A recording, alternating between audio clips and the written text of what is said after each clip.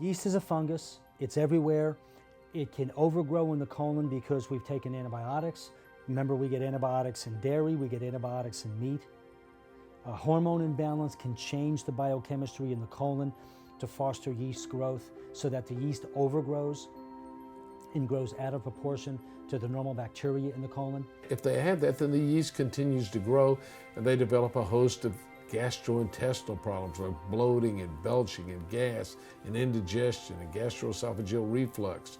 And they go to the doctor and the doctor prescribes the purple pill or a host of other medications trying to resolve the symptoms caused by yeast overgrowth. From what I can tell, mainstream just doesn't treat the problem. Mainstream doctors don't believe in yeast overgrowth in the colon. They don't believe that it's a problem. Therefore, it's typically ignored. Any doctor that treats women knows that women get yeast vaginitis oftentimes when you give antibiotics. So they treat those problems topically with some kind of cream or suppository, but they don't realize that yeast also exists in the colon and that yeast grows and multiplies when the good healthy bacteria are killed. And so rather than addressing those problems with yeast medication and an appropriate diet, they simply treat it with drugs. They treat the symptoms with drugs. It's very simple. Put our guests on a yeast-free eating program. We eliminate anything that has sugar. Yeast grows on sugar.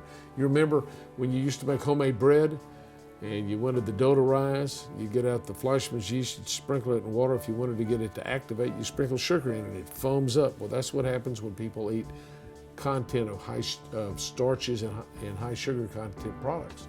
The yeast grows. They get the bloating, the belching, the gas, the indigestion.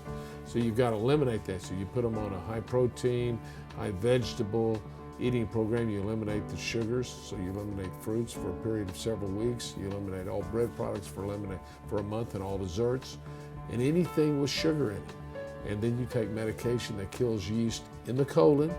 And oftentimes you have to give some medication that kills yeast systemically as well. 80% of our guests that come to the Hotze Health and Wellness Center will have as one of their complaints some kind of gastrointestinal problem. And that may not be their main complaint. They're taking some pill for that. They have other complaints. But we always will treat them on a yeast-free eating program and medication for yeast, and they're surprised that all these stomach problems often just completely resolve. It also makes them much less susceptible to infections because they don't have the yeast producing the toxins in their system, which depress their immune system and make them more susceptible to infections.